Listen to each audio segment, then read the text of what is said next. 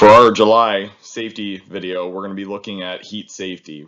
We're going to look at the different types of heat illnesses and how we can protect against them while on the job site.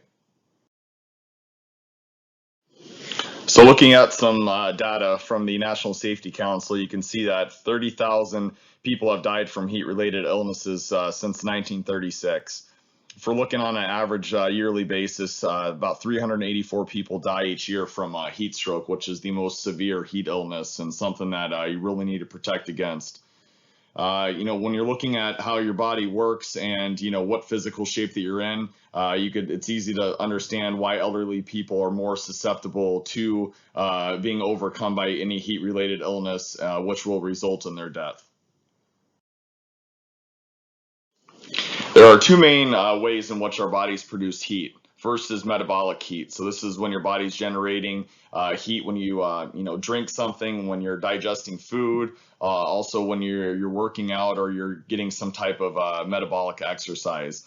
This is why it's important to always make sure that you eat something that's healthy, that's not so heavy and hard to digest, because your body will actually produce more heat during that digestion process.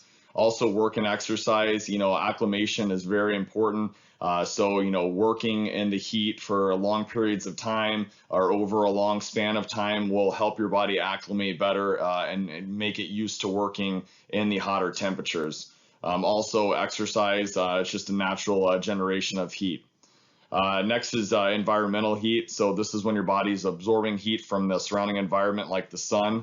It's important to understand the natural energy transfer that occurs when your body is cold and the sun is hot. It's naturally going to change the temperature of your body with the heat transfer. So the human body has a naturally complex cooling system and is able to cool itself in three different ways. First is convection. So it's the transfer of heat through the circulation of air. This is why any type of wind or air any air movement that you experience throughout the day is very beneficial in cooling off your body. That's why on the warmer days where there's no wind, you feel like you're heating up faster and you're not losing the heat effectively.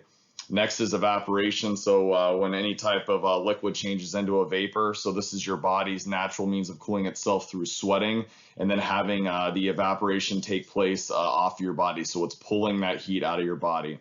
Next is radiation. So your heat that's naturally emitted from the body's surface. On the very, very hot days, radiation is not really going to take place because of that heat transfer that we talked about earlier, is not going from something hot to something cold. It's where your body's hot and then you have a hot environment. So radiation really will not take place there.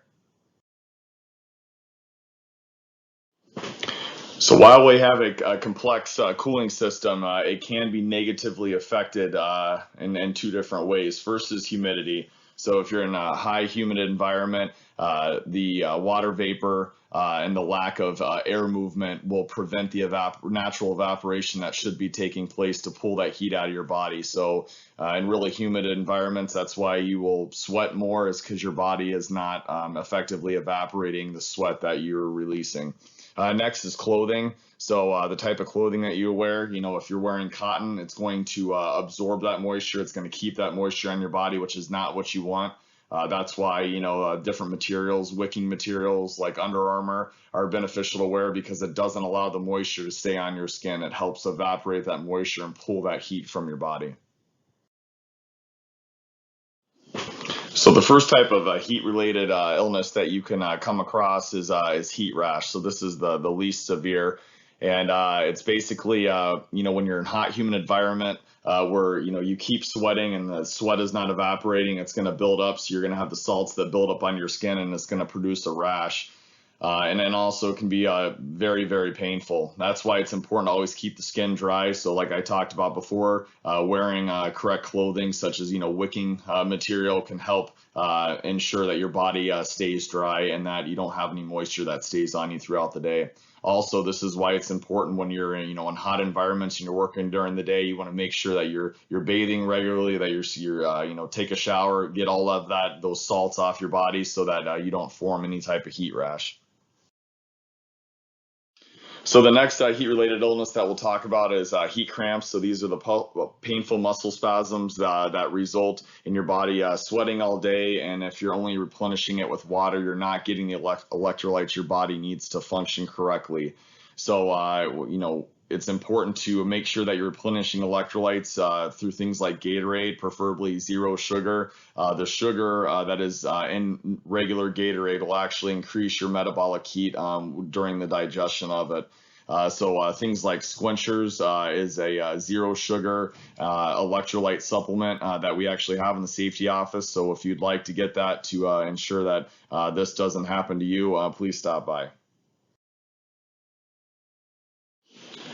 So now we're going to go into heat exhaustion, which is basically the loss of fluids that your body experiences from excess sweating and where you're not replenishing your body with anything.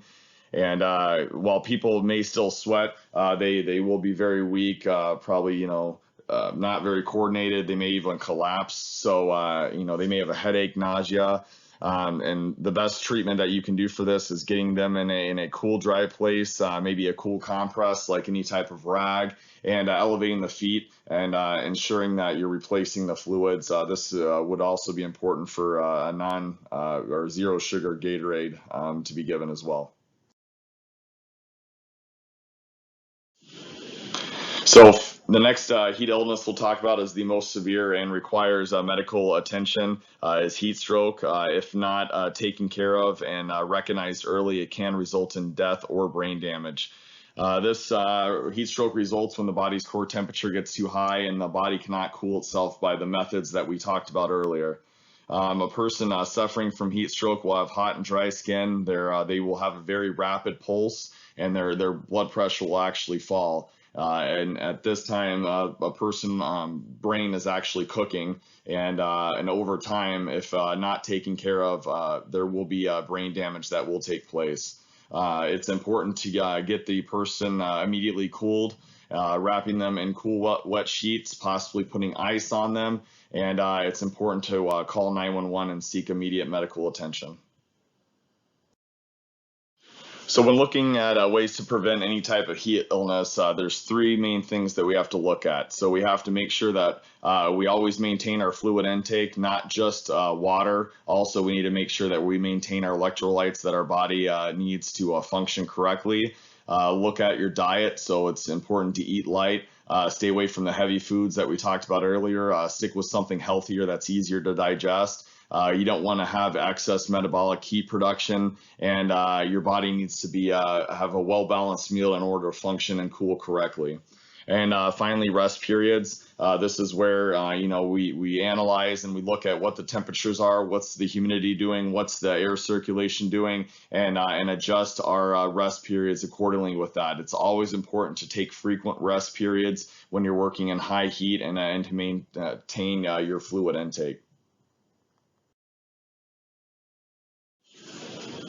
So one way that we can analyze what the heat is doing and what the relative humidity is doing, and as far as increasing the heat that is experienced, is by using the heat index chart that you see. So you can easily go on weather.com, or you can call the safety department. We can let you know what the temperature is currently in the area where you're working, and also the relative humidity. And then if you go across the chart, so say if it's 92 degrees and during that day it's 40% relative humidity, then you're actually looking at 96 degrees. So you'll see that little bit of an increase there. It's also important to note that if you're working in direct sunlight, where you're not working in any type of shaded environment, you need to increase that temperature rating to 15 degrees higher than what it actually states on the chart. And then we'll look at the work rest chart in the next slide, and how we can adjust our work rest periods, and also it'll show you how much water that you need to make sure that you intake. So this is the work rest chart that was developed to help people understand what the work rest ratio should be during a given day and during a given temperature, and also how much water should be intaken over the course of an hour. So at the very top, we've identified some tasks that we would consider easy work, moderate work, and hard work. So you can use these different tasks to identify what area you will fall into. So if you're looking at the heat category on the side, you'll notice that they all are color coordinated. And then we actually look at the heat index. So we'll actually do a side-by-side comparison in the next slide to see exactly where we would fall into. But this will help identify your work rest period from no limit all the way to 10 minutes of work to 50 minutes of rest and of the very extreme temperatures. So now we're going to look at the heat index chart right next to the work rest chart. And for this scenario, we're going to say that we're going to be racking a manhole. And we'll say the temperature outside is 96 degrees. So 96 degrees, and say we have a relative humidity of 30%. So it'll be 98 degrees of a heat index. So looking at our chart here, 98 degrees follows under the yellow section, heat category 3. So which is less than 103 degrees for our scenario. And if we go over to moderate work, we'll see that there's a 40-20 ratio. So for every 40 minutes of work, we are going to have 20 minutes of rest. And we need to have a minimum water intake of 3/4 quarts per hour, all the way up to 1 quart per hour. Again, we do not want to get any type of water intoxication by going more than 1 quart per hour. So this is the very easy way to read this chart. We will have these available for you, and you can always contact your supervisor or the safety department if you need help in reading it for any task that you're doing.